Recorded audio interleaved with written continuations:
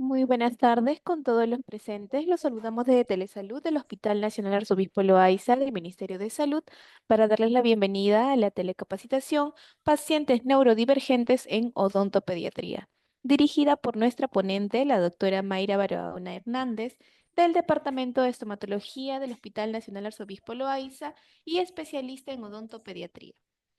Asimismo, invitamos a todos los participantes a realizar sus preguntas en el apartado del chat de Zoom para ser respondidas al final de la ponencia. Bienvenida, estimada doctora Barahona. Es un honor tenerla el día de hoy con nosotros. Le doy el pase para el desarrollo del tema. Adelante, por favor. Gracias. Buenas tardes. Bueno, mi nombre es Mayra Barahona Hernández. Yo soy egresada de la especialidad de odontopediatría, hice maestría en estomatología con mención en docencia e investigación en la Universidad San Marcos y también realicé un posgrado de enfoque integrador en neurodesarrollo y trastorno del espectro autista en la Sociedad Argentina de Neurodesarrollo y Trastornos Asociados. Bueno, el día de hoy voy a conversar un poco sobre autismo, que el trastorno del espectro autista, quien no tiene un familiar cercano, un amigo, y bueno, aquí en el hospital hay una alta demanda de pacientes con el diagnóstico. Y el objetivo de esta charla es, bueno, conversar un poco sobre autismo también, señalar cuáles son estas alertas que podemos nosotros como odontopediatras observar en la consulta para orientar a los padres. También recordar que a más temprana sea la intervención, el resultado a largo plazo es muy favorable, ¿no? Y también conversar un poco sobre el manejo ontológico que se está realizando en el hospital, en el consultorio, en el servicio de odontopediatría, con nuestros pacientitos que vienen con diagnóstico definitivo o con un diagnóstico presuntivo de autismo. Muy bien, entonces comenzamos con la definición de autismo, el trastorno del espectro autista. Bueno, el DSM-5 define al trastorno del espectro autista como una manifestación donde va a estar alterado la parte social, ¿no? La parte de la interacción social de los niños, donde esta reciprocidad en la comunicación, donde uno brinda una información y espera una respuesta, va a estar alterada. Ahora, este diagnóstico se debería dar, ¿no? Entre los 6 y 8 años, pero ya a partir de más o menos 2020, la pandemia, en el consultorio se reciben pacientes que vienen de 2 años o 3 años con un diagnóstico ya de autismo, ¿no? Incluso hasta medicados también, ¿no? Entonces, con una intervención efectiva, lo más temprano posible y el apoyo apropiado de las terapeutas y también como en casa, las personas con autismo, bueno, pueden mejorar la calidad de vida, por supuesto, mejorar las habilidades sociales también, ¿no? Bueno, unas características, por ejemplo, que nos menciona el DSM-5 es sobre el déficit que tienen los pacientes con autismo en la capacidad de iniciar, sostener una interacción social, ¿no? De manera recíproca. Así también como son niños, bueno, que son totalmente inflexibles, les encantan las repeticiones, ¿no? Ellos son muy repetitivos, incluso con sus diálogos, a veces presentan ecolalias, y también a la vez son muy restringidos en ciertos cambios de rutina. Estas características nos indican sobre los déficits que presentan estos pacientitos con autismo, ¿no? Entonces, tenemos primero el déficit en la reciprocidad social. Generalmente estos pacientitos no se dejan, ¿no?, abordar físicamente, es difícil, ¿no? Pueden algunos tener trastornos sensoriales también, ¿no? La habilidad para iniciar y mantener una comunicación es evidente en una primera consulta. También hay un limitado interés o tienen fijaciones, tanto fijaciones emocionales o también como fijaciones hacia objetos, ¿no? Hacia ciertos colores, ciertas texturas, tanto de afecto de querer tenerlas como también una fijación de rechazo absoluto a ciertos ruidos, hipersensibilidad auditiva.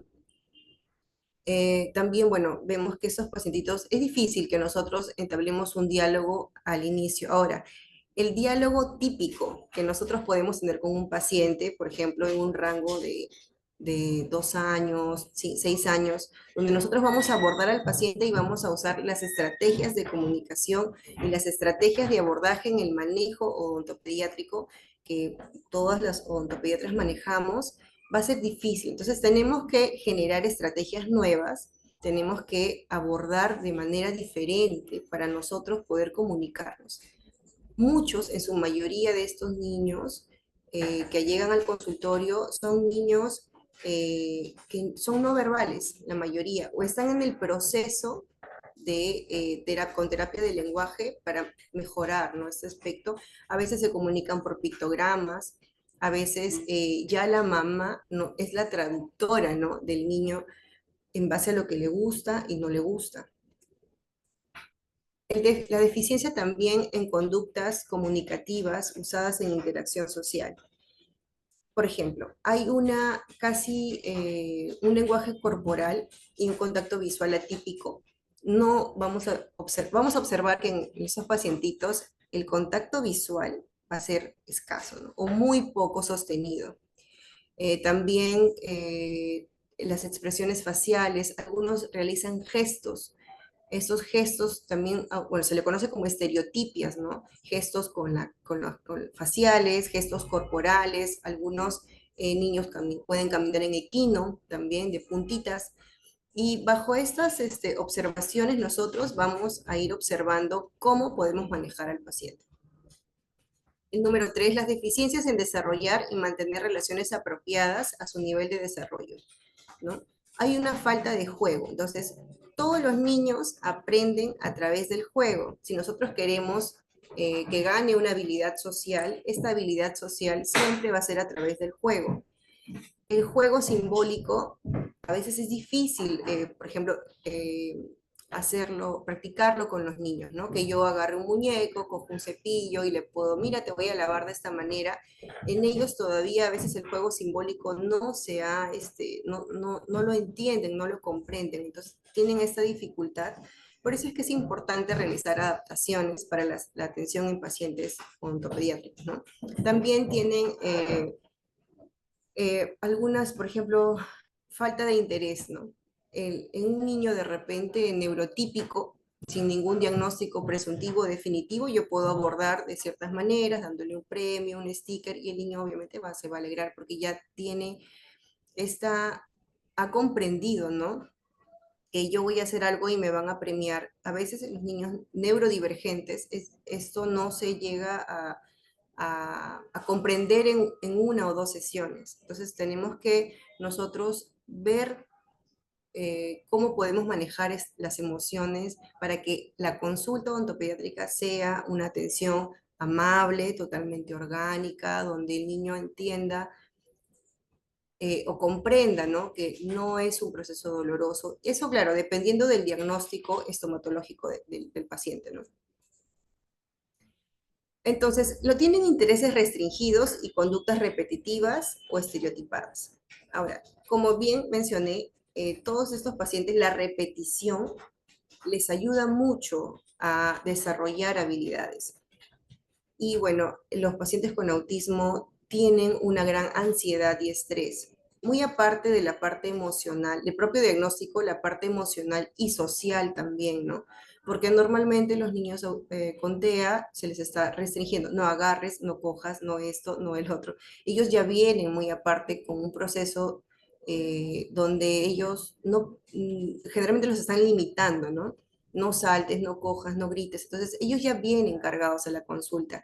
Y en el consultorio, los consultorios odontológicos o consultorios en general, siempre tenemos una sobreestimulación, ¿no? El paciente desde que llega a la sala de espera está escuchando pues las puertas, las llaves, los ruidos, los niños, las risas, a veces llantos. Ellos ya vienen con un nivel de ansiedad y estrés elevado.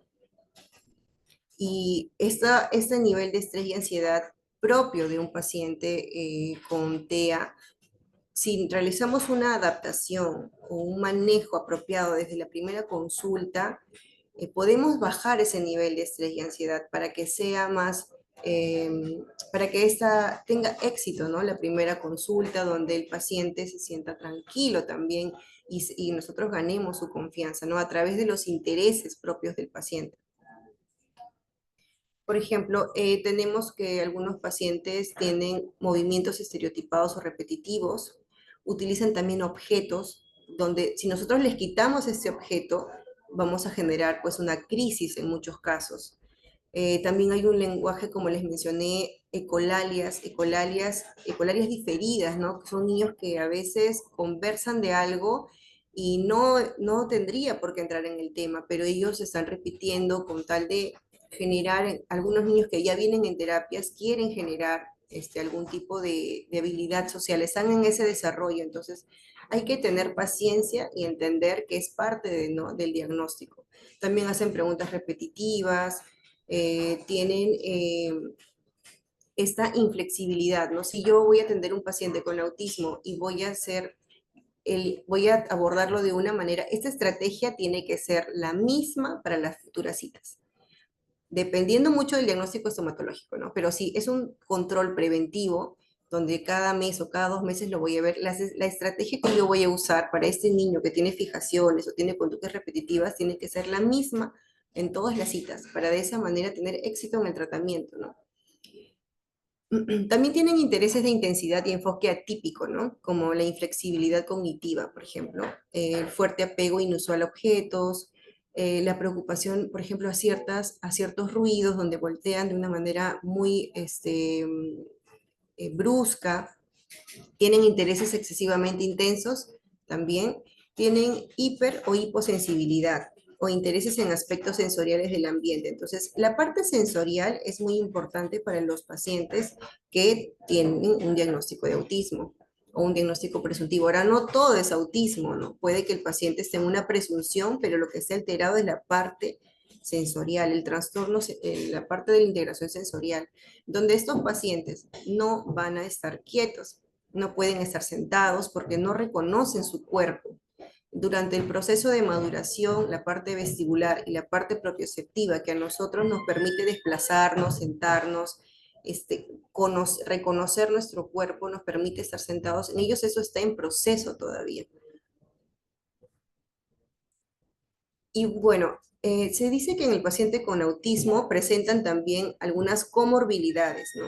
Por ejemplo, los pacientes van a presentar una hiperactividad, impulsividad, pueden en algunos casos agredirse también, eh, porque no sienten tanto el dolor, o sea, esta parte de la integración sensorial, vestibular y propioceptiva, ellos no sienten, no es que no sientan, ¿no? Pero les falta todavía, están en proceso de maduración y por eso es que a veces se caen y dicen, no, es que a él nunca le duele nada, ¿no? No es que no le duela, es que todavía su cuerpo está en un proceso de maduración y esta parte de la integración sensorial le falta todavía, ¿no? Mejorar. Tienen desregulaciones emocionales también, crisis, ¿no? Donde algún ruido, algún sonido, alguna textura lo puede alterar. En la mayoría tienen trastornos del lenguaje, del habla, en algunos la parte motora y en otros casos también la parte cognitiva, ¿no? No significa que un paciente con autismo, siempre yo voy a decir, este paciente no entiende, no es, porque no hable, no, la parte cognitiva no puede estar afectada, él entiende absolutamente todo, ¿no? También hay diferencias en patrones de alimentación. Algunos pacientes con autismo tienen selectividad alimentaria, ¿no? Ahora, médicamente ya se sabe de que a veces no solamente, no es porque sea autista, sino porque de repente hay otra enfermedad de fondo, otro cuadro de fondo que abordado por los pediatras, esta selectividad se puede cambiar, ¿no? Alguna selectividad de los pacientes autistas puede ser por las texturas, los sabores, de repente, ¿no? El modo de cocción donde no les agrada por la parte sensorial. Las reacciones emocionales inapropiadas. Y bueno, se dice que existe o una falta de miedo o miedo excesivo, ¿no? Y esto se debe más a la parte de la integración sensorial, ¿no? Ellos no sienten algo, entonces pueden coger de repente algo que corta o no tienen todavía, no miden todavía el peligro, ¿no? Y Por ese motivo es que también tenemos pacientes que acuden por urgencias por traumatismos, ¿no? Porque no miden el peligro, se caen, pueden fracturarse una pieza dentaria. Existen tres niveles. Existe una clasificación, ¿no? Donde dicen que el TA1 requiere un apoyo bajo. Son niños verbales, hablan, se comunican, señalan, imitan, ¿no? No hay mucho problema en que, por ejemplo, acuden a colegios regulares y tienen autonomía e independencia, ¿no? El TEA nivel 2 sí requiere un apoyo considerable, ¿no? Son pacientes que son no verbales, donde tienen comportamientos repetitivos que le impiden incluirse en una sociedad. Generalmente, por ejemplo, un paciente TEA 2 acude a un colegio con maestra sombra, ¿no? Por ejemplo, alguien que lo apoye el niño para poder participar en el colegio con los ajustes y adaptaciones correspondientes. El TEA nivel 3 ya es un poco más grave, ¿no? Porque no va a haber habla, déficit, pacientes no verbales, no hay una conducta, una comunicación no verbal, por ejemplo, pictogramas, donde el paciente se pueda comunicar y sí requiere un apoyo para casi todo, ¿no? Para todas las actividades cotidianas, incluso en casa, ¿no? Entonces, los pacientes con un espectro autista, muy aparte, también tienen otras comorbilidades, ansiedad, pueden tener trastornos sensoriales, depresión. Entonces, tenemos que tener mucho cuidado al abordar los pacientes con autismo, sea con un diagnóstico, como digo, presuntivo o definitivo, porque en muchos casos generamos un estrés también en los pacientes y podemos de que el paciente pueda ganar una habilidad social para atenderse en el consultorio, no pase a ser de repente algo muy estresante, ¿no? Y ellos ya vienen con comorbilidades.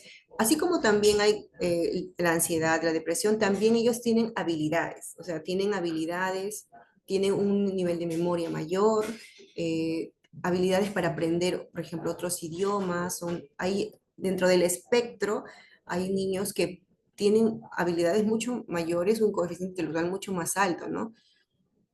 Pero a veces algunos tienen TDAH también, ¿no? Entonces, pero todo engloba, es uno, al final dentro del espectro están todas estas características y tenemos que ver a los pacientes así, como un todo, ¿no? No solamente que porque es autista y porque no habla y porque él no entiende, no, hay que verlo dentro de un todo y tratar de ayudarlo para que la habilidad social de ir al odontólogo a futuro lo pueda hacer solo también, ¿no? Entonces, dentro de las capacidades de personas con TEA tenemos que son muy meticulosos, de manera general, ¿no? Son curiosos en muchos aspectos, tienen un conocimiento más amplio, especializado.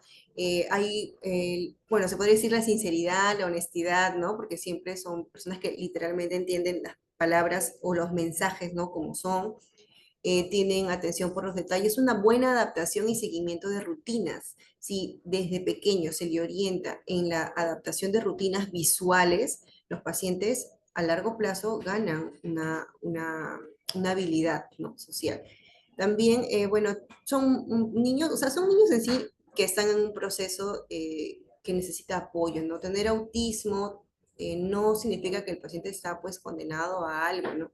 Sino que con el abordaje correcto de las terapeutas de lenguaje, integración sensorial, terapia física tal vez, terapia de conducta con los psicólogos, que las terapias son para los pacientes, pero los padres también tienen que hacer modificaciones en casa, ¿no? Y todo este equipo que maneja el pequeño, nosotros los odontopediatras tenemos que saber cómo lo están abordando y cuál es el objetivo de cada terapia para de esa manera poder nosotros indicar, ¿no? Cómo se va a lavar, cómo voy a restaurar esa pieza, si es que es algo muy urgente, tomaré otras alternativas, ¿no?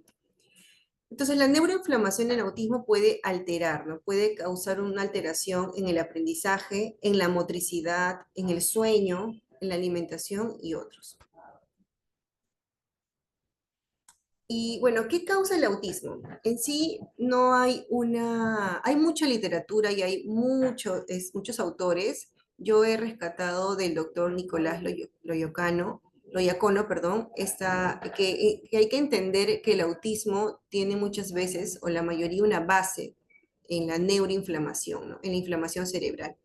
y que detrás de ello un paciente con autismo tiene otras enfermedades concomitantes, ¿no? Que van a generar una inflamación en el sistema nervioso y esto va a contribuir a que el paciente tenga otras problemáticas, ¿no? Porque si bien autismo es falta de reciprocidad en la comunicación y falta de el diálogo y todo lo que he mencionado, que un paciente con autismo se agreda, camine en puntas, coma jabón o tenga otras problemáticas, no significa que eso es el autismo, sino que hay que abordar de manera multidisciplinaria con el pediatra, los terapeutas, los odontopediatras también, porque nosotros evaluamos a los pacientes desde la primera consulta, hacemos una historia clínica, ¿no?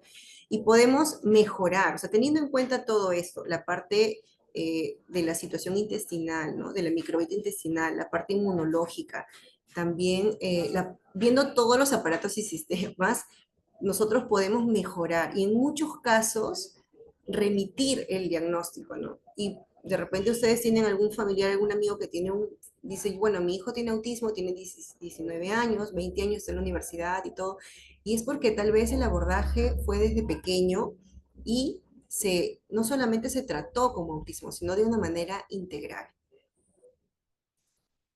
Ahora, sabemos que la patología de autismo es muy compleja, ¿no? En el camino, muchos padres están que no saben a dónde ir, no saben cómo intervenir y creen que a veces las terapias es todo, pero no, hay factores ambientales también en casa, el manejo, cómo es la alimentación, cómo es la parte emocional, ¿no? Ahora, no tiene una causa única, ¿no? Y bueno, como muchos pacientes autistas, ¿no? Hay niños que tienen fijaciones, hay niños que no hablan, hay niños que todavía están en un proceso de maduración para en la parte sensorial. Nunca vamos a encontrar pacientes con las mismas particularidades, ¿no? Siempre va a cambiar. Vamos a tener infinidad de cuadros clínicos y es enriquecedor también aprender de ellos, ¿no? Para cada paciente es una lección como odontopediatras para poder abordar y saber qué es lo que yo puedo hacer y en otros pacientes también, ¿no? ¿Qué voy a usar? ¿Qué recursos voy a usar? ¿Qué estrategias voy a usar? Bueno, la parte epigenética también, la parte ambiental, hay información sobre que en el neurodesarrollo, que sabemos que es muy complejo y todo, en los genes también están participando. La expresión del genoma determina, ¿no? ¿Qué pasa, dónde pasa y cuándo pasa? Eh, pero bueno, todavía siguen investigaciones el autismo. Yo llevé un posgrado con un nuevo enfoque del autismo para no verlo solamente desde la parte de, bueno, ya es un diagnóstico y ya está, ¿no? Sino evaluar, ¿no? Evaluar y trabajar con otras áreas para poder apoyar en la evolución del paciente, ¿no? Uno de los ejes principales es la microbiota intestinal, porque sabemos que hay un eje, ¿no? Una conexión entre la microbiota cerebro. Y esto también influye en lo que come el paciente, en lo que el paciente ingiere a diario. Esta unión eje-cerebro, uno, va a activar las fibras aferentes del nervio vago, el nervio vago que es muy importante en el desarrollo también de todos. Hay muchas alteraciones que se dan a nivel del nervio vago y a veces no se sabe la causa, hay parásitos, virus también, ¿no? Que pueden afectar y no sabemos y tal vez evaluando o realizando exámenes un poco más profundos podemos llegar a que un paciente tal vez tenía parásitos, ¿no? Y estaba alterando todo a nivel sensorial incluso, ¿no? La estimulación del sistema inmunitario también, de la mucosa o de las células inmunitarias circulatorias tras su traslocación del intestino a la circulación. También es la absorción en el torrente sanguíneo e interacción bioquímica con diversos órganos distales. Entonces, el cerebro es muy importante, pero también es la parte de la microbiota intestinal. Y bueno, el autismo nos toca a todos, en todos los países, razas, grupos étnicos y clase socioeconómica. Si bien aquí en el hospital recibimos pacientes con una condición socioeconómica, ¿no? Que no tienen los recursos a veces para poder abordar de manera temprana, pero sí hay un gran equipo de médicos, pediatras, terapeutas, que a la par con nosotros los odontopediatras podemos tener esa comunicación, los psicólogos también, para la mejora del paciente, ¿no? Uno de cada 36 niños tiene autismo, ¿no? Cada vez ese rango se reduce, esa proporción se va reduciendo cada vez más. Uno de cada 15, por ejemplo, en los colegios he estado yo preguntando, siempre permiten uno o dos niños, ¿no? De cada 15 o 20 niños, colegios inclusivos para que el niño con autismo pueda participar, ¿no? En un colegio regular. Y siempre la proporción va a ser más alta en varones, ¿no? Ahora, va a pasar más desapercibido en niñas que en niños, ¿no? En niños siempre se va a marcar un poco más las características, ¿no?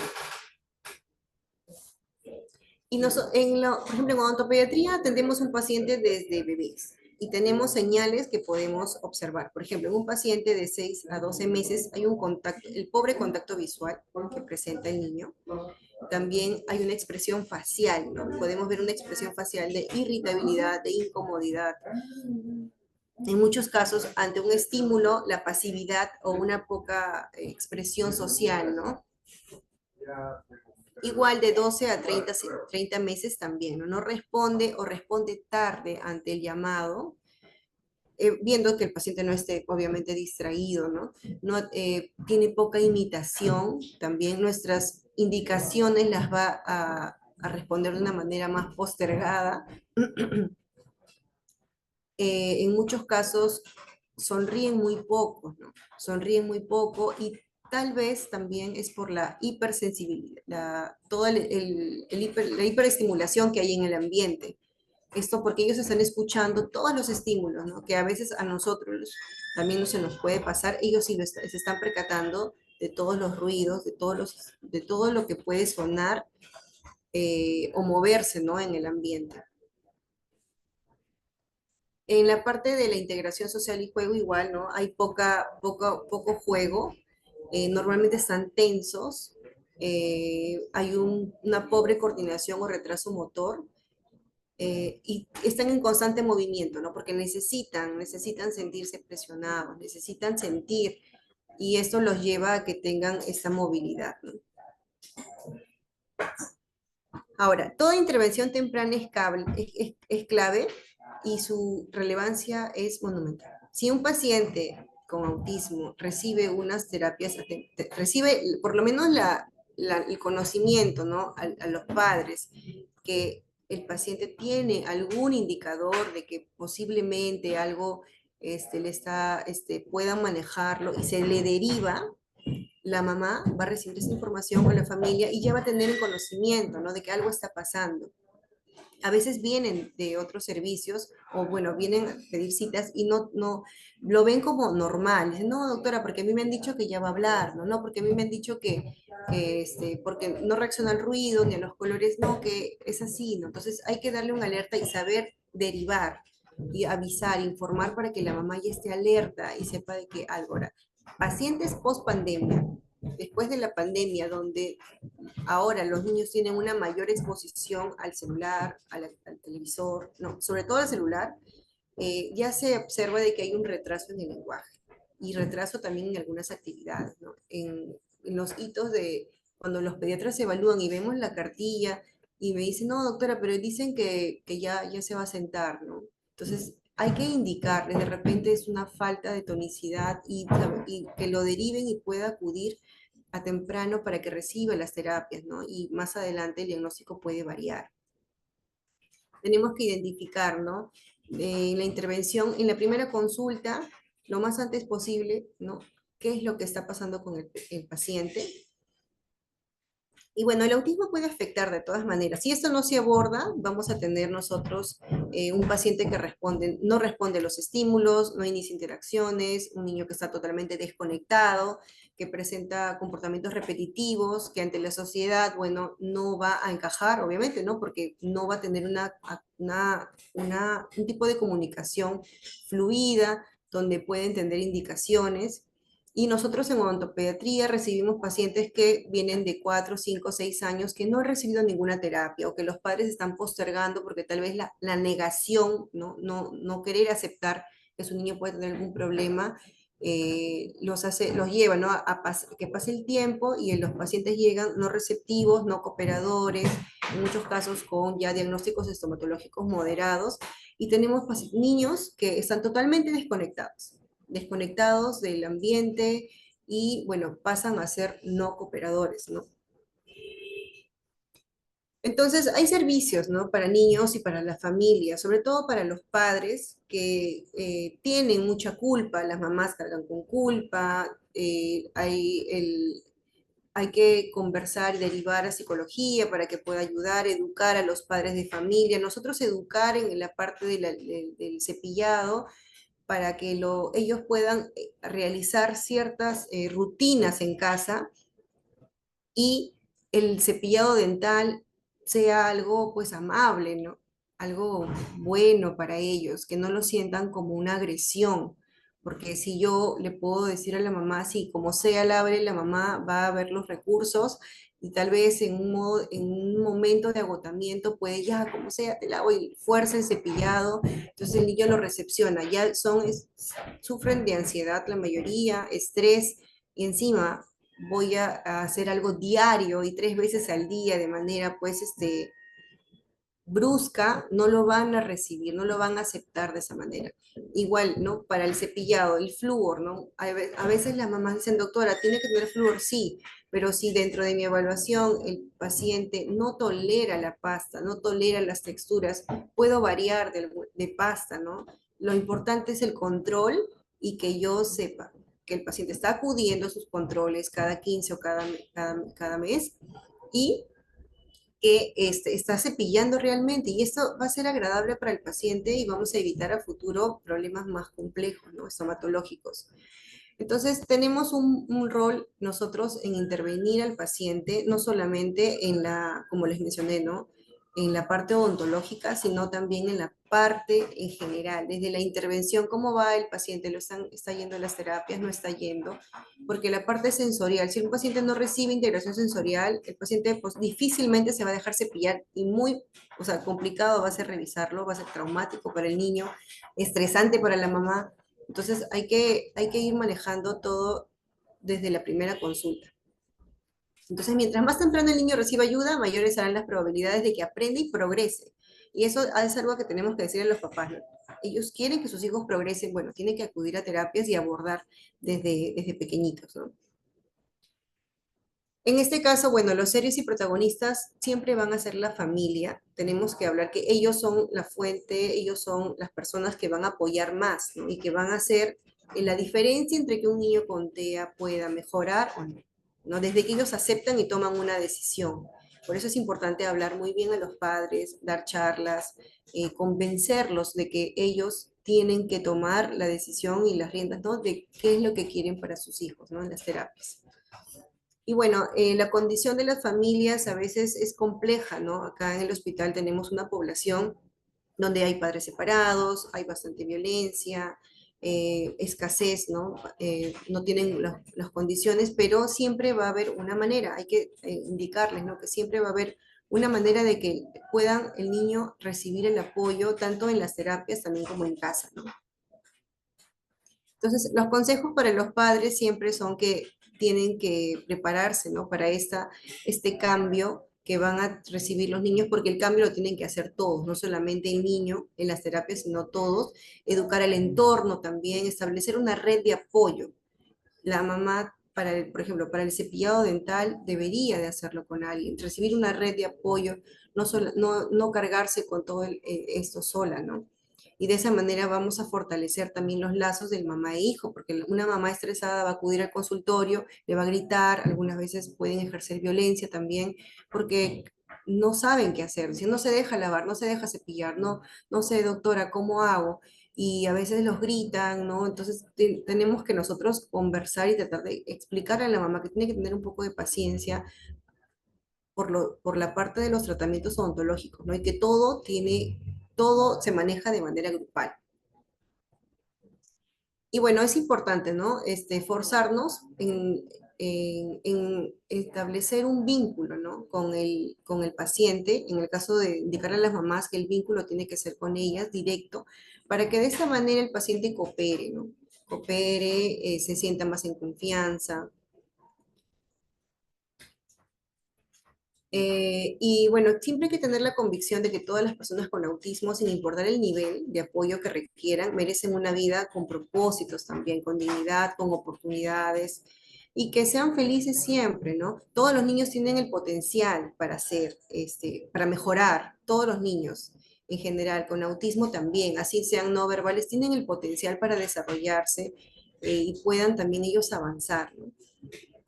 En odontopediatría nosotros, por ejemplo, tenemos algunos pacientitos que vienen a la primera consulta con complejidad de integración sensorial. Es bien marcado, es bien evidente un bebé que no se deje tocar la cara, ¿no? Pero por nadie, ¿no? Ni por los familiares. Y a veces presentan ¿cómo decirlo? Presentan la alteración en la parte sensorial, en el gusto, en la parte del tacto, ¿no? En audición, son muy hipersensibles, algún ruido, la luz también les molesta. Todo esto nosotros lo podemos ver en una primera consulta y comentárselo a los padres. Señora, esto de aquí, mire, sería bueno que lo vea, ¿no? Un psicólogo, un médico, y derivar. Nosotros podemos derivar, o sea, los odontopediatras podemos hacer una interconsulta hacia ciertas especialidades para que ellos puedan evaluar y también emitir una opinión y de esa manera trabajar de manera multidisciplinaria. Por ejemplo, una de las adaptaciones es en base a los pictogramas, ¿no? Si nosotros anticipamos al paciente que va a ingresar, ¿no? Mediante imágenes, porque los pacientes con autismo son visuales, incluso niños no cooperadores también, ¿no? Le anticipamos a través de imágenes qué es lo que se va a realizar y en tiempos de espera el paciente va a cooperar más, ¿no? Esta anticipación, si bien sería ideal, sea en un ambiente totalmente cerrado, sin ruido, pero bueno, en el hospital, por ejemplo, hay muchos estímulos, pero de todas maneras, esta anticipación al paciente le va a ayudar. Si yo adapto la primera consulta con pictogramas o imágenes reales también podría ser, ¿no? O alguna visita previa, el paciente va a cooperar. Va a cooperar porque ya sabe lo que le van a hacer, ya sabe lo que se va a realizar. Por ejemplo, o también saber qué es lo que más le gusta al paciente. Tienen fijaciones. Este es un video de un niño que ya ha sido adaptado, tiene muchas citas previas ya, donde el paciente recién va a subir a la unidad dental. Entonces, el paciente tiene fijaciones, ellos tienen, y si nosotros escarbamos un poquito en la historia, podemos saber qué es lo que les gusta, ¿no? Y de esa manera ganarnos la confianza del paciente. Y se pueden realizar restauraciones, pulpectomías, profilaxis, ¿no? Tratamientos preventivos y también restauradores. En la primera consulta también nosotros podemos optar por una pasta dental con flúor o una pasta dental sin flúor. Eso va a depender mucho del estado de salud bucal del paciente, de la familia, de la evaluación que los odontopediatras nosotros observemos cómo está cuidando, cómo es la dieta, cómo están los otros hijos, ¿no? ¿Cuál es el estado de esta familia? Generalmente sí mandamos una pasta con flúor. Algunos pacientes tienen problemas sensoriales, entonces podemos optar por otra pasta. Si tolera la pasta mentolada, la puede usar, ¿no? Si no, puede ser una pasta, pues, con un sabor un poco más, a fresa, ¿no? Para niños. Si yo veo que un paciente con TEA no tolera la pasta, no tolera el cepillo, y voy a indicar algún tipo de adaptación como de DAL, gasa y un cepillo de filamentos suaves y no tolera la pasta para nada por el sabor, tengo que estar programándolo quincenal. O sea, no puedo dejar de evaluar al paciente porque en algún momento puede presentar alguna lesión de caries y se puede complicar porque ellos no manifiestan el dolor, son muy tolerantes, ¿no? Entonces, al dolor. Entonces, esta pieza puede acabar incluso en una exodoncia. Entonces, para eso tengo que yo estar evaluando al paciente, haciéndole un seguimiento, ¿no? Igual también la parte de la alimentación. A todos los pacientes pediátricos se le hace una evaluación de la dieta. A los pacientes con TEA de una manera un poco más estricta, porque Algunas mamitas, por ejemplo, acuden con ciertas indicaciones del neuropediatra o del pediatra de no consumir preservantes, de no consumir alimentos con químicos, e incluso la pasta sin flúor, de no consumir nada porque dentro de su abordaje está que el paciente coma todo sano, sin químicos, sin nada. Entonces, si yo comienzo a preguntar y el paciente consume, no sé, de repente, todo preservante, no la papilla, o de repente, sí, yo le doy todo embolsado, ¿no? Las galletas, los snacks, todo esto, no, este paciente nos damos cuenta de que no está haciendo un seguimiento el niño porque de por sí los pediatras ya indican, ¿no? Que el paciente debe consumir incluso el pan. La mayoría de los niños con TEA son intolerantes al gluten y sufren por comer carbohidratos, sobre todo el pan. Entonces piden que corten el pan o que sea otro tipo de pan, ¿no? Para que no estén con el abdomen inflamado. Y en esta evaluación de la dieta, nosotros podemos escuchar y saber en qué, más o menos en qué fase estamos evaluando al paciente, ¿no? Si este paciente ya inició un proceso de terapias o todavía, ¿no? Hay un descuido por ahí, ¿no? Una dejadez en la parte de la dieta. Y también vamos a ver qué come el paciente para nosotros saber cuántos ataques ácidos está presentando el paciente al día para indicarle un tipo de pasta y un tipo de cepillo, ¿no?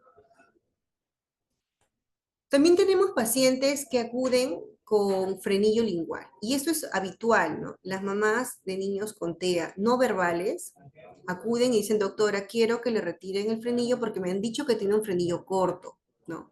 Si no recibimos una interconsulta de la terapeuta del lenguaje, hay que tener mucho cuidado con la intervención que se va a realizar, porque recordemos que el lenguaje, el habla, o sea, cuando un paciente no habla, no es por el frenillo, sino es netamente cerebral, ¿no?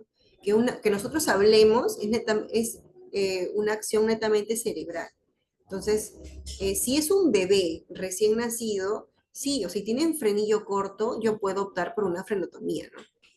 Porque el bebé no está lactando, no está ganando peso, y recibimos una interconsulta para poder evaluar. Pero si es un bebé con un frenillo corto, que sí lacta, gana peso, probablemente más adelante tenga alguna complejidad en el habla, ¿no? Pero no siempre lo voy a intervenir y voy a retirar ese frenillo y voy a acordar. Ahora, si es un bebé de, por decirlo, 9 meses, 8 meses, que nunca tuvo problemas en la lactancia y la mamá o alguien por ahí le vio y dijo, tiene frenillo y acude, tampoco voy a hacer una cirugía a no ser que lo amerite, ¿no? Lo ideal es trabajar con la interconsulta con terapia de lenguaje para que puedan evaluar y ver, ¿no? Cuál es qué terapia pueden abordar y todo, y a futuro, de repente, cuando el paciente esté más grande, operar, ¿no? Hacer una cirugía. Cuando ya son niños de 5 6 7 8 años no verbales, por más que yo retire el frenillo, eso se le indica a la mamá, ¿no? Tal vez sí le va a mejorar la parte de la movilidad, ¿no? Para la correcta masticación, pero en sí el habla, que un paciente hable, o sea no verbal, no lo va a determinar el frenillo lingual. El frenillo lingual no determina que un paciente hable, ¿no? Y hay muchos pacientes con autismo que las mamás desean que se les retire el frenillo por el tema del habla. Y no va por ahí. Hay que explicarle y derivar para que el médico rehabilitador o tal vez la terapeuta de lenguaje le indique, ¿no? Qué opciones pueden tomar. Así también hay pacientes con traumatismo por el tema de la falta de integración sensorial, por el tema de miedo del no medir el peligro, el tema de por ejemplo, inestabilidad en la parte motora por la hipotonía. Tenemos pacientes que acuden con traumas, ¿no? Con traumatismos. En estos casos, bueno, el abordaje es el mismo. Ahí no podemos hacer muchas adaptaciones, ¿no? Porque requiere de una urgencia el paciente, de tal vez la exodoncia, la sutura, ¿no? Pero sí tenemos pacientes que acuden con autismo y con traumatismos también. Y sobre las infecciones de origen odontogénico, en estos casos, cuando ya tenemos pacientes con una cavidad oral con un riesgo altísimo, ¿no? De lesiones de caries con diagnósticos pulpares o periodontales, ya el manejo es diferente. El manejo es sala de operaciones, donde el paciente va a ingresar a SOP en un ambiente quirúrgico con el anestesiólogo para realizar los tratamientos de exodoncia o pulpectomía, ¿no? El manejo no siempre, bueno, va a ser con manejo, la consulta no siempre va a ser con manejo, ¿no? Hay casos severos y se llegan a casos severos porque no toleran el cepillado, no hay un cuidado en la dieta, no hay un cuidado en familia, en la casa, no acuden a controles porque no se deja revisar, porque ya lo han intentado, porque lo agarran, ¿no? Entonces no coopera, doctora, entonces no lo he traído y llegan ya cuando son casos graves. Entonces, para evitar ello, por eso es que desde la primera consulta tratamos de ganar la confianza del paciente para poder abordar con tratamientos preventivos, ¿no? Entonces, siempre optamos por realizar manejo de conducta. Los tratamientos preventivos siempre van a ser a largo plazo, vamos a ganar un paciente y el paciente va a ganar una habilidad social, ¿no? También contamos con materiales que ayudan a reducir los tiempos operatorios, ¿no? No siempre se va a hacer una restauración de una resina, hay otros materiales también, existen otras técnicas para reducir el tiempo operatorio tanto en el consultorio como en sala de operaciones, ¿no?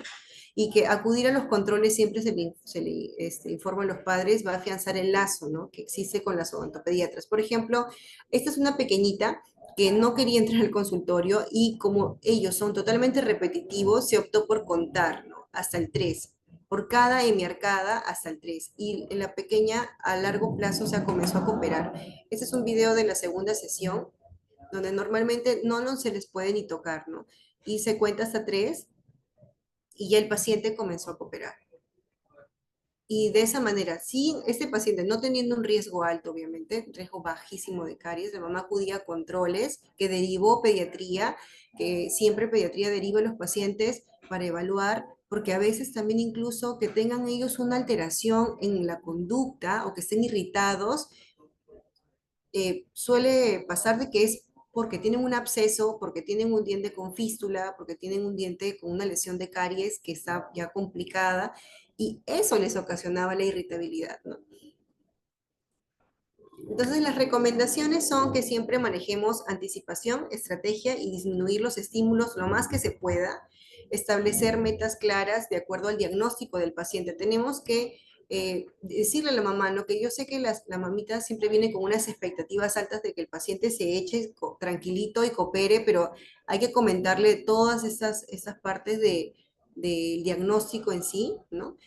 Evaluar mucho sobre la microbiota intestinal, tiene mucha relación, hay mucha evidencia de la microbiota, que si se maneja o se llega a dar la alimentación correcta y se evalúa cómo está, ¿no? El paciente pediátrico, puede presentar una mejora, ¿no? Considerable. También el tema de las rutinas en casa, ¿no? Manejar rutinas visuales, que ayudaría mucho tener rutinas visuales en cada servicio, ¿no? En casa, en el baño, ¿no? Para que el paciente sepa cómo lo va a usar. Eso mejora mucho, cómo lo van a evaluar, cómo se va a cepillar. Y lo mismo hacer en el consultorio para que el paciente se sienta, ¿no? No se sienta tan estresado. Y que el enfoque siempre sea multidisciplinario con las terapeutas, con el pediatra, con las especialidades que meriten, ¿no? Que evalúen al paciente. Eso sería todo. Muchas gracias.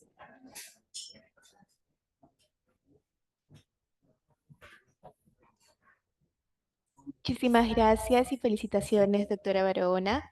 Mientras los participantes van redactando sus preguntas, en caso las tengan, las pueden realizar en el apartado de chat de Zoom. ¿Podría brindarnos alguna recomendación adicional respecto al tema expuesto el día de hoy? Ah, sí. Bueno, una recomendación adicional es que el manejo siempre sea multidisciplinario, tener una comunicación directa con los pediatras y siempre estar revisando la parte de la dieta, ¿no? Muchísimas gracias, doctora. Al ver que no hay dudas y todo ha quedado claro, agradecemos a cada uno de los participantes que se han conectado el día de hoy y los invitamos a suscribirse a nuestro canal de YouTube. Nos pueden encontrar como Hospital Nacional Arzobispo Loaiza. Ahí podrán ver nuevamente las telecapacitaciones y tele-IEC. De igual manera, pueden escribirnos en los comentarios otros temas de interés que les gustaría que se llevaran a cabo próximamente. Y con nosotros sería hasta una próxima telecapacitación. Ha sido un honor tenerle el día de hoy con nosotros. Doctora Barahona, esperamos contar con usted en una próxima oportunidad. Muchísimas gracias.